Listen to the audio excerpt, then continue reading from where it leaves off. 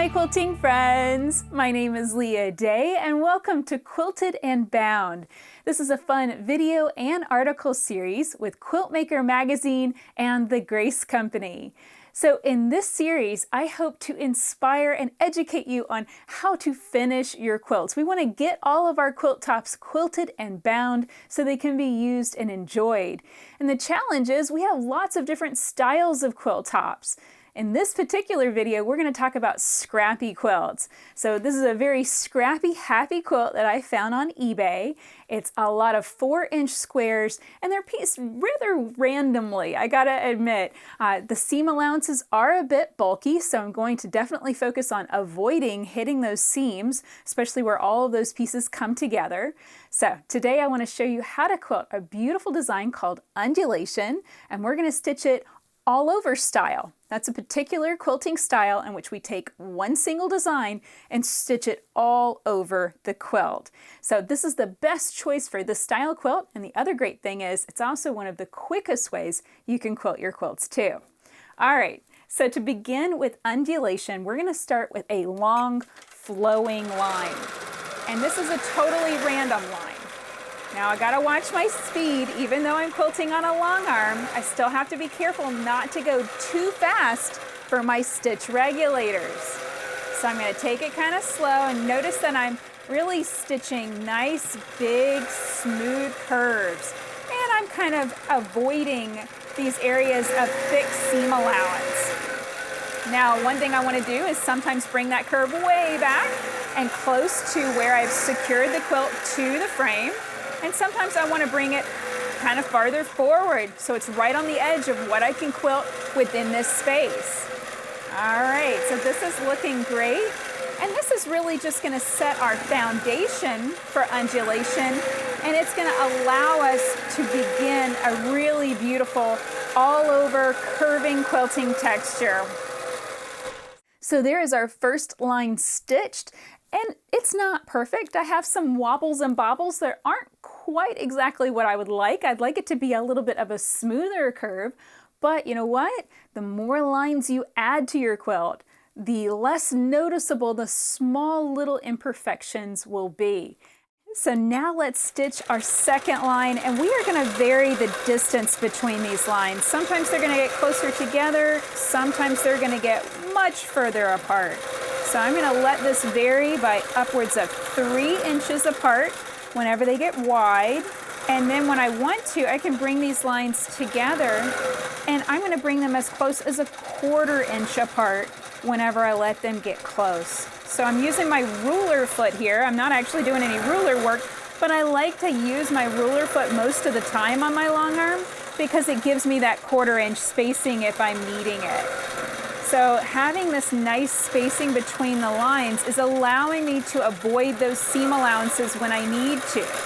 So here you can see I wouldn't want to hit that. That's really big and bulky. So I can just avoid that by widening the distance between the lines or bringing them closer together. So I want to be careful whenever I run into things like that where it's pushing the fabric because I can get some ripples. So watch out for things like that. That's a situation where you definitely want to slow down just a little bit. And of course, whenever you reach the edges, you got to slow down for that too. So where I have stitched close together, as I start my third line, I'm going to keep that close together, at least for a few lines in a row. Ooh, that little spot is just a little bit bulky. There we go, we got over it. And then whenever I come in for my next line, I might bring those lines closer together, and that's when we really get a cool undulation effect.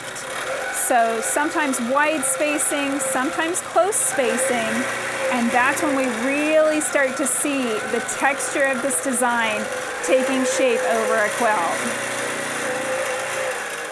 So I have quilted through more than half of my scrappy green quilt, and this probably has taken about 1.5 to 2 hours to get all of this quilting done. Probably could have done it in less time, but many of these fabrics are knit fabrics, many different weights and thicknesses, and like I said, I also have those thick bulky seams For those reasons, I'm having a lot of thread breaks, so that's slowing me down a little bit. But you can see how beautiful this texture is and how it's building up on the surface. So let's stitch a line, and this line, we're gonna kind of keep it consistently spaced. Let's say about 1/2 inch from the line before, sometimes getting a little bit closer, sometimes widening out to that 1/2 inch spacing. And you can really start to see how this texture looks. It's very, very random. That is our goal. And every once in a while, you'll want to do this. You'll want to just stitch a line that's kind of parallel to the one before it, and then maybe look for opportunities to really widen those lines and get really creative. Now, the one thing to watch out for is not to go too fast, because this is so easy, and all I have to do is just pull the long arm across the frame. It's really easy to go too fast, and when I get that beeping noise, that's my long arm saying, hey, slow down, you're going too fast for the stitch regulator. So that's something good to keep in mind.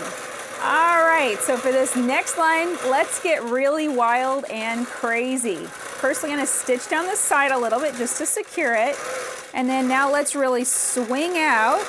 You can see a nice wide spacing, and then come really far in. See how funky that looks? It can really get creative. And I just love how that randomization, getting closer and further apart, looks. And even if you get some wobbles and bobbles, you know, you hit a seam and it seems to make your machine do something wild and crazy. The wonderful thing about undulation is it doesn't matter. You know, the more creative you make it, the better it's gonna look.